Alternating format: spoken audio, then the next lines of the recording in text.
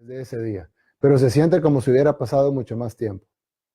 Tal vez porque el gobierno actualizó tan poco que no es usual ver un gobierno activo, trabajando. Sobre todo uno que aún no inicia, y no lo hará hasta dentro de 5 semanas más. De hecho, algunas personas ya nos critican por el estado actual de nuestro país. La mayoría de ellos son miembros o simpatizantes del actual gobierno, sin percatarse que al hacerlo, en realidad no nos atacan a nosotros, sino a quienes han estado gobernando por los últimos 10 años y que, por cierto, siguen gobernando. Y que además, desde el día de las elecciones, se han dedicado a saquear el Estado y a plantar algunas bombas para que estallaran luego de que tomemos posesión. Lamentablemente, algunas de estas bombas, como el desabastecimiento de medicinas en los hospitales, planificada para estallar en junio, estalló antes, y desde ya nuestros hospitales están desabastecidos, con la próxima compra programada hasta agosto. Pretendían que arrancáramos nuestro gobierno con nuestros primeros 2 meses sin medicinas en los hospitales, pero la bomba le estalló antes y nuestro país se quedó sin medicinas desde ya. Lamentable, porque en sus cálculos políticos miserables,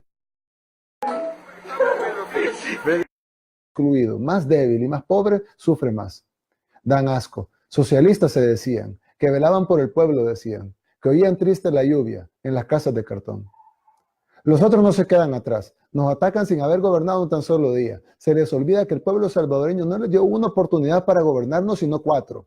Y se las dio total, con órgano ejecutivo, legislativo y judicial, con Tribunal Supremo Electoral, Fiscalía, Corte de Cuentas, medios de comunicación, poderes fácticos y formales incluidos. Les dieron todo, todo de todo para que gobernaran como quisieran, para que implementaran sus planes sin problemas. Les dieron 4 oportunidades, 4 gobiernos, 2 décadas enteras. ¿Y qué hicieron? Saquearon nuestro país en decenas de miles de millones de dólares. ¿Sí? En decenas de miles de millones de dólares. De esto, de los ataques sin sentido, quería hablarles un poco antes de entrar en el tema principal de este Facebook Live, que es ¿qué pasará con nuevas ideas? En cuanto a los ataques, que es de los que les quería hablar primero, creo que debemos bajar las defensas y entender que lo lógico es que nuestros adversarios nos ataquen. Es su naturaleza. Nos atacaron sin cuartel durante la campaña y sería ingenuo de parte nuestra pensar que se detendrán ahora que ganamos. Para esto han encontrado una técnica que no tiene nada de nueva, pero que no deja de ser efectiva con algunas personas. Es una técnica que aplica para prácticamente todo. Para efectos prácticos la llamaremos la técnica del pelo en la sopa. Esta técnica parte de la premisa insorteable de que todo lo hecho por seres humanos es imperfecto, por muy bueno que sea. Por lo tanto, siempre podemos enfocarnos en él o los defectos de cualquier cosa que se haga. En realidad es muy simple. Para poner un ejemplo, digamos que en Navidad decidimos regalar unas tarjetas de supermercado a un grupo de empleados como premio por trabajar más duro y superar las metas. Nada malo, ¿verdad? Pero el titular de la noticia, con la técnica del pelo en la sopa, diría: Gobierno de Bukele compra tanta cantidad de dólares a empresa de Calleja, asumiendo que las tarjetas de crédito de su supermercado se las compramos a su supermercado. Inmediatamente saltarán los que buscan el pelo en la sopa y dirán: ya vieron cómo se terminan uniendo, ya vieron cómo son lo mismo, ya vieron cómo los terminaron comprando. Ahora, asumamos que prevemos ese ataque y entonces decidimos comprar las tarjetas en Walmart, para evitar malos entendidos. El titular entonces sería: Gobierno de Bukele utiliza fondos públicos para vengarse de sus adversarios políticos y compra tarjetas a la competencia. Al final de cuentas no se quedará bien con ninguna forma que se haga la compra. Veamos otro ejemplo. Asumamos que en una de las más de 100 carteras de Estado se contratan, luego de una licitación transparente y pública, unos agentes de seguridad a la empresa COSACE, una de las compañías de seguridad más grandes del país. El titular de los que buscan el pelo en la sopa sería: Gobierno de Bukele contrata servicios de la empresa de Mecafé, socio de Funes y acusado de corrupción. Aunque la compañía ya está a cargo del CONAV y no de Mecafé. Pero no faltarían quienes harían conexiones absurdas con Funes y cómo pasamos a ser parte de la misma red. Inmediatamente tratarán de vincular todo lo que hizo Funes y el gobierno del FMLN con nosotros. Y todo porque una cartera de Estado hizo una licitación. Ahora alguien pudiera decir: pero eso es fácil de resolver. Simplemente no le compren servicios a COSACE y ya. Pero ¿cómo se hace eso? Si yo, ya como presidente, envío un memorándum a todas las dependencias del Estado prohibiendo que se le permita participar en una licitación a una empresa que no tiene impedimentos legales para participar, y ahora además está administrada por el Estado, estaría violando la ley. Y no solo me metería en problemas legales, sino que los del pelo en la sopa publicarán: Bukele viola la ley de adquisiciones y contrataciones públicas y prohíbe que una empresa operada por el Estado participe. Y así, como el cuento de la pareja y el burro, siempre habrá algo que criticar en el 100% de posibilidades y tratarán de hacerlas parecer todas como malas. Imaginemos que decidimos dejar a alguien del actual gobierno que haya realizado un buen trabajo como jefe de alguna cartera o director de algo. Inmediatamente el titular de lo del pelo en la sopa sería: Bukele recicla personas del FMLN en su gabinete. Si decidimos no hacer eso y ponemos a alguien de Arena, entonces el titular sería: Bukele hace un giro a la derecha y nombra miembros de Arena. Si es de Gana, el titular sería: Bukele paga favores a Gana con el ministerio tal. Y si decidimos evitar todo eso y poner solo gente de nuevas ideas, entonces el titular sería: luego de prometer meritocracia, Nayib Bukele recurre a sus amigos para formar gabinete. Amiguismo, dirán los del pelo en la sopa. También habría otra posibilidad, dirán algunos: poner personas sin ninguna afiliación política, que no militen ni hayan militado ni en Arena, ni en el FMLN, ni en Gana, ni en Nuevas Ideas, ni en ningún otro partido político. Pero los que buscan el pelo en la sopa siempre podrían buscar si son hijos, sobrinos, primos, tíos, vecinos o de algunos que sí, o si trabajaron con alguien en el pasado, o si son empresarios con intereses en algún lado, o ejecutivos que alguna vez trabajaron en alguna de esas empresas. De cualquier manera, la crítica siempre estará ahí, porque el objetivo de los que nos critican no es que mejoremos, no es darnos un consejo, es lograr postelectoralmente lo que no pudieron lograr en las elecciones. ¿O alguien creería que las críticas de Paolo Luers, de Fortín Magaña, de la prensa gráfica o de Factum son constructivas? Veamos el caso de Factum con Héctor Silva Ábalos, que es su dueño. Por ejemplo, padre e hijo trabajaron en el gobierno de Mauricio Funes, acusado de haber malversado 351 millones de dólares con 4 órdenes de captura adicionales y actualmente asilado en el régimen de Ortega en Nicaragua. Ese sería un estupendo titular, ¿o no? Pero les apuesto que no pasará. ¿Por qué la revista que él maneja no hace un artículo de sus nexos con Funes? ¿Por qué no hace un artículo sobre el nepotismo de que padre e hijo trabajaran en altos cargos con buenos salarios en el mismo gobierno corrupto? ¿Por qué no hace un artículo sobre el contrato de más de 200 millones de dólares que su padre firmó por 20 años y que todas las administraciones de la alcaldía de San Salvador, después de él, incluyendo la mía, tuvimos que pagar, con cláusulas tan absurdas que hasta prohibían el reciclaje de la basura? Sería interesante un artículo investigativo de eso, pero no se hará, al menos no en su revista, porque no existe el periodismo imparcial. Todo ser humano es parcial de alguna manera, incluyendo periodistas o los que afirman serlo. Él jamás mancharía la memoria de su padre con un artículo imparcial sobre la contratación de Mides por 200 millones de dólares. En el mejor de los casos, el caso al menos ameritaría un artículo investigativo, ¿o no? Pero si hizo un artículo a nosotros porque le compramos gasolina a una empresa vinculada al mismo dueño de Mides por menos de 200 mil dólares, en una licitación abierta, pública y totalmente transparente. No de dedo, como fue la contratación de Mides. ¿O alguien cree al que alguna vez verá un reportaje en la prensa gráfica sobre la señora que se ganó $1 millón en un concurso de dicho periódico y que nunca le quisieron pagar? Pasó más de una década en demandas para que perdieran en todas las instancias judiciales y los obligaran a pagar. ¿Por qué nunca vimos un artículo de eso en la prensa gráfica? Sencillo, cada medio, al igual que cada persona, partido político, empresa privada, etcétera, tiene una agenda, un set de intereses que proteger y defender. A veces esos intereses pueden ser perversos, como dinero bajo la mesa, plumas pagadas, periodistas vendidos, analistas prepago, políticos corruptos, empresarios evasores, medios de fachada, organizaciones criminales, etcétera. A veces esos intereses pueden ser legítimos, como ideologías, simpatías o simplemente porque pertenecen a un grupo y no quieren atacar a ese grupo. Por ejemplo, el hijo de Héctor Silva Ábalos pertenece a un partido en formación. No es extraño entonces que la revista de su padre jamás lo haya atacado o lo haya sometido al escrutinio público, que como político que es debería estar sometido también, ¿o no? Ni siquiera someten a ese escrutinio al partido político del cual él es miembro, ni a todos los otros miembros que en su mayoría son hijos, sobrinos y nietos de algunos de los acusados de los casos de corrupción más emblemáticos y famosos en nuestro país. Pero ahí no dicen nada. No, claro que no, porque su agenda es pro ellos y es anti nosotros y anti nuestro movimiento. Así funciona el periodismo en nuestro país. Esa es una realidad innegable. No me tienen que creer a mí. Vean las noticias que publican, vean sus tweets y se darán cuenta de que lo que digo es verdad. Cuando digo esto, ellos mismos me acusan de ser intolerante a la crítica. Pero yo pregunto, ¿en qué momento he sido intolerante a la crítica?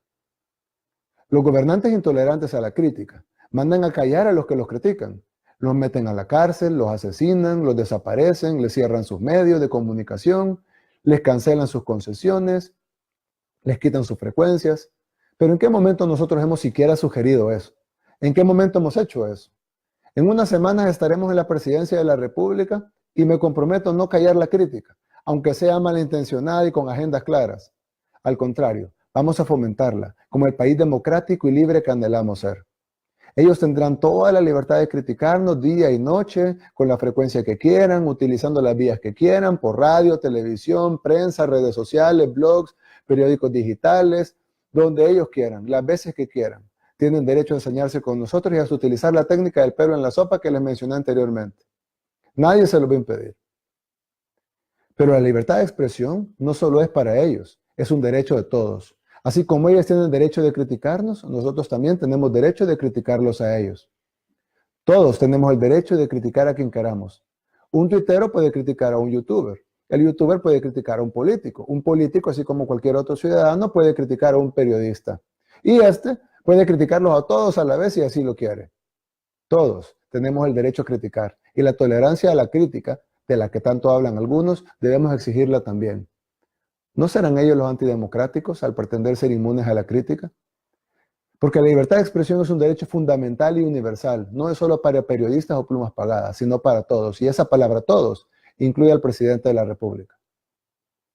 Así que creo que podemos estar de acuerdo en esa primera parte, en que todos somos parciales en alguna forma, en que la imparcialidad absoluta no existe más que en una utopía, en que los que nos adversan, incluyendo Arena y el FMLN, nos atacarán con todo y en cada cosa que hagamos, en que debemos estar listos para eso, en que a todos le buscarán el pelo en la sopa y en que así como ellos nos critican y nosotros debemos ser tolerantes, nosotros también podemos criticarlos y ellos están obligados a ser tolerantes también. Democracia y libertad de expresión, pero de verdad y para todos. Bien, aclarado eso, pasemos al punto principal de este Facebook Live. En primer lugar, aunque ya lo dije y lo publiqué en mis redes sociales, quiero que lo escuchen de mi voz. No me voy a retirar de nuevas ideas. Hemos trabajado demasiado y construido junto a ustedes este movimiento que inició como un sueño y que ahora es la primera fuerza política del país. Y no lo digo yo, lo dijo el pueblo salvadoreño en las últimas elecciones, en las que sacamos más votos que todos los demás partidos juntos y ganamos la presidencia de la República en primera vuelta, con más votos que todos los presidentes en la historia de nuestro país, y lo hicimos ganando en los 14 departamentos, en el voto en el exterior, en lo urbano y en lo rural, en toda el área metropolitana, en las 14 cabeceras y hasta en las votaciones infantiles. Y todo eso, a pesar de que no controlábamos ni una silla en el Tribunal Supremo Electoral, que tuvimos que defender nuestra victoria con los dientes, y que nos enfrentamos a las dos maquinarias electorales que habían dominado la política salvadoreña en los últimos 30 años, a los mismos que hicieron la guerra y que firmaron la supuesta paz. A todos ellos, con todas sus alcaldías, con toda su estructura, con todos sus recursos, con todos sus partidos, con todos sus medios de comunicación, con todos sus financistas, con todas sus plumas pagadas y panfletos, con todos sus analistas prepago, con todas las instituciones que instrumentalizaron para evitar que participáramos. Después de tanto esfuerzo y trabajo juntos, los logramos vencer y el 3 de febrero hicimos historia. Esto también es innegable.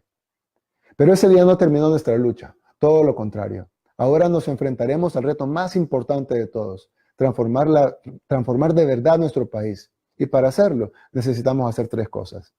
En primer lugar, necesitamos construir un gobierno, dentro de lo humanamente posible, capaz de enfrentar las adversidades con las que nos entregarán nuestro país. Un gobierno que sea capaz de conducir el barco que va a la deriva, que se está hundiendo y que para postre el gobierno saliente del FMLN por un lado y la alianza legislativa Arena-FMLN por el otro se están encargando de hacerle hoyos por todos lados para que entre más agua y se hunda más rápido, sin percatarse que en ese barco vamos todos y que hundirlo hará que nos hundamos todos. Y cuando digo todos me refiero a todos. Que no crean que van a poder esconderse en asilos políticos. Todo lo que están haciendo en contra de nuestro pueblo lo van a pagar. De eso nos encargaremos todos.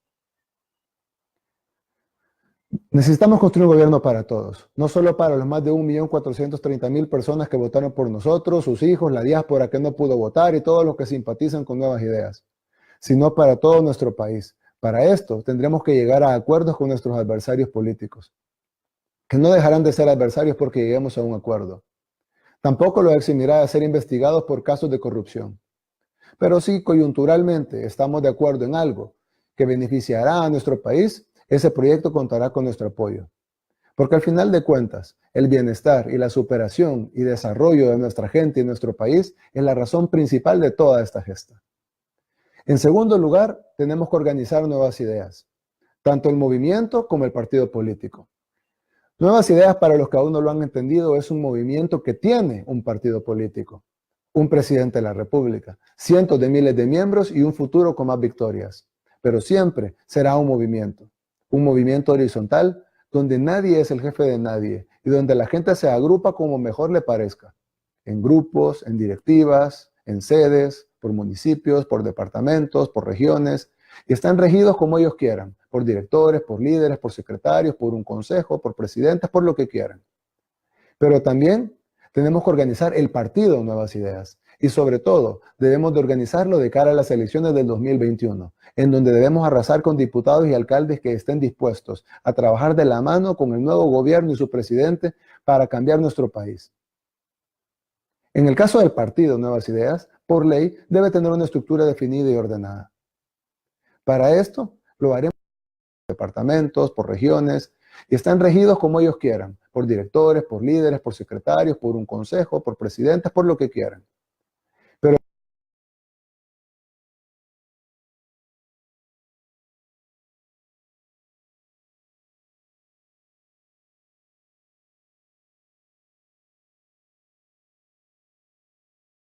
si viene de Arena o del Frente o de otro partido político, si nunca le había interesado la política, si es rico o pobre, hombre o mujer, joven o menos joven, de oriente o occidente, de norte o del sur, salvadoreño residente en El Salvador o de nuestra diáspora en cualquier otra parte del mundo.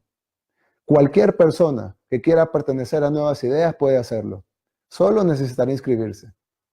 Luego convocaremos a elecciones abiertas, transparentes, con observadores internacionales, secretas y justas, y elegiremos a nuestras autoridades partidarias, municipales, departamentales y nacionales. Luego convocaremos a otras elecciones, también abiertas, transparentes, justas, secretas, también con observadores internacionales.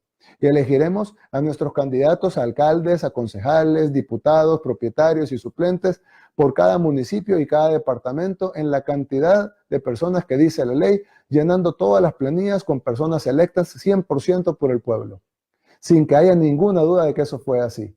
Este hito por sí solo marcará un antes y un después en la política salvadoreña. Nuevas Ideas es y seguirá siendo la vanguardia del pueblo salvadoreño.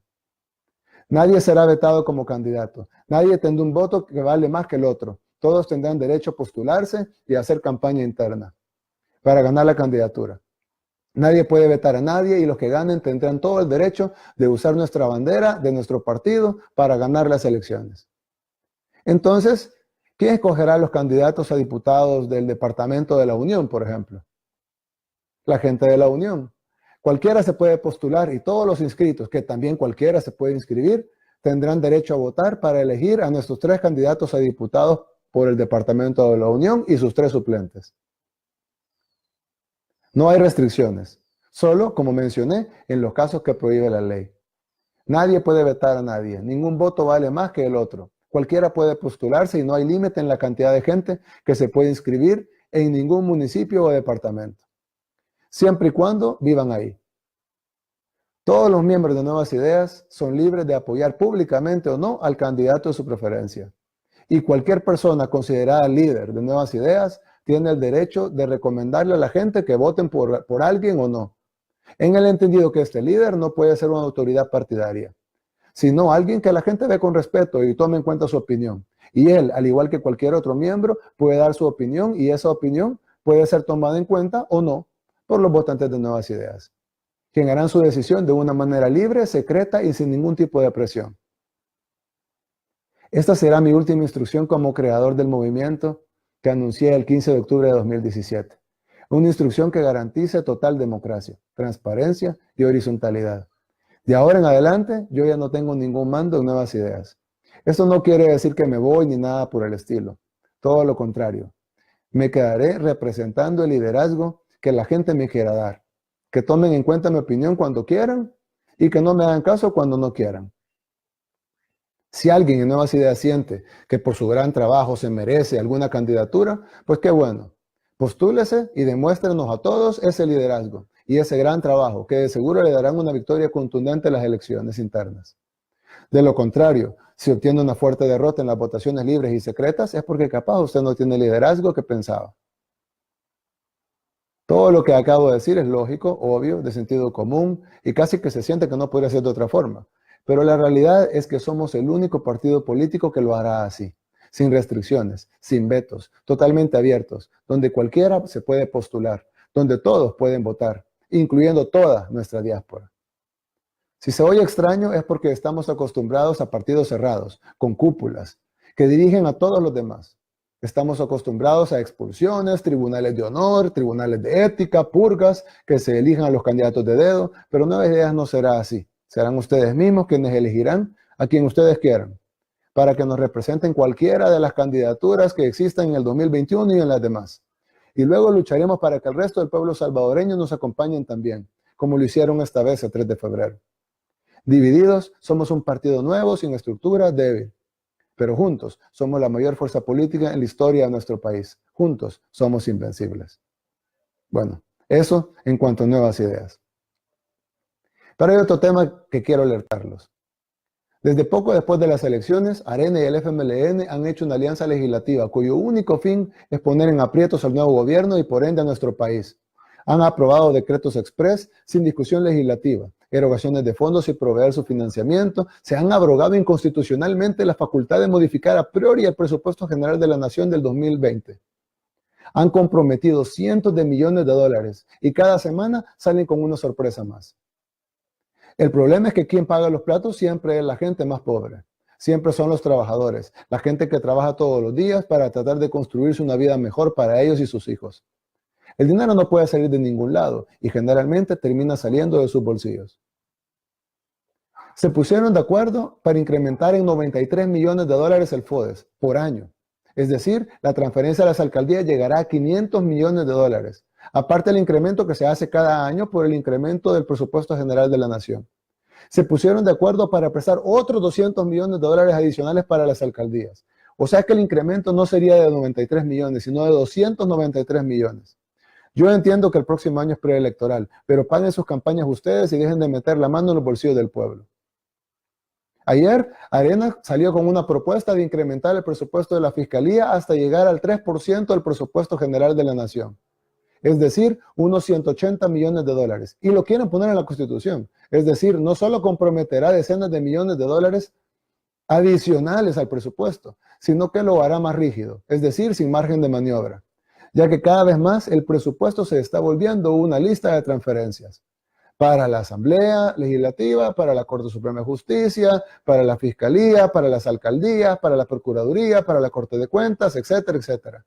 Y por supuesto, ya que asignan porcentajes y no cantidades, es como asignar más porción del pastel para alguien. Inmediatamente queda menos pastel para todo lo demás. Llámese seguridad, educación, salud, obras públicas, etcétera.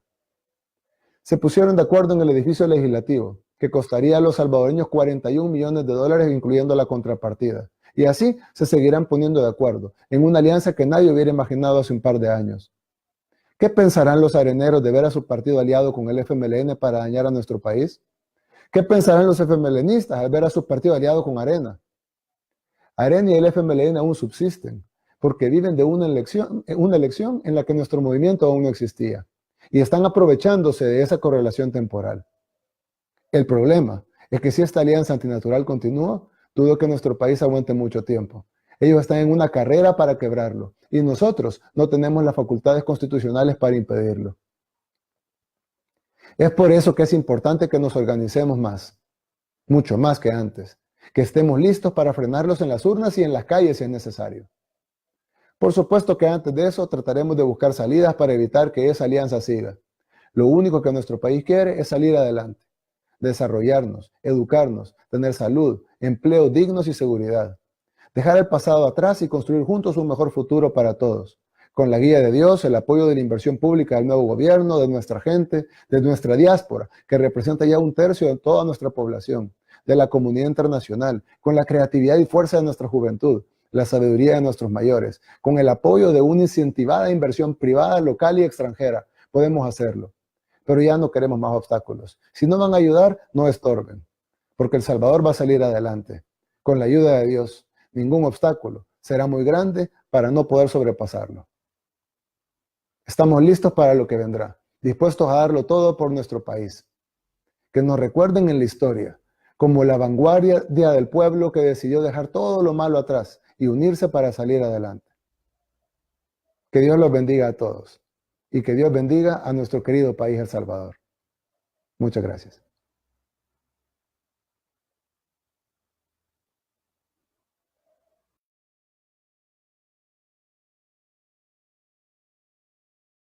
No lo sé hasta ahora. Lo que sí sé es que no se las envía al pueblo. Es nuestra responsabilidad que esto se haga con transparencia. Y va a ser muy difícil que gente honesta se quiera meter en política cuando el narcotráfico y la política son uno mismo en nuestros países. La verdad está ahora en las manos de nuestra gente. Que Dios los bendiga a todos y que viva El Salvador. Conversando con Arturo Castellón, lunes, miércoles y viernes por Facebook Live.